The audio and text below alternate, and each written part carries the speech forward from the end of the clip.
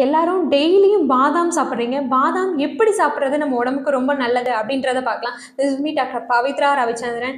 பாதாமா அப்படியே ராவா சாப்பிடலாமா? இல்லாட்டி ரோஸ்ட் பண்ணி வறுத்து சாப்பிடலாமா? இல்லாட்டி சோக் பண்ணி சாப்பிடலாமா? எது நம்ம உடம்புக்கு ரொம்ப நல்லது அப்படின்றத பார்க்கலாம்.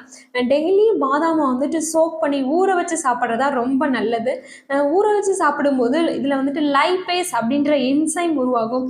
இது வந்துட்டு நம்ம பாடியில் ஈஸியான டைஜஷனுக்கும் ஈஸியான அப்சார்ப்ஷனுக்கும் ஹெல்ப் பண்ணும். இதோட அடுத்த கொஸ்டின் என்ன கேட்குறீங்கன்னா, பாதாம் வந்து தோலோட சாப்பிடலாமா? இல்லாட்டி தோல் நீக்கிட்டு சாப்பிடலாமா? அப்படின்ற ஒரு கொஸ்டின் கேட்குறீங்க.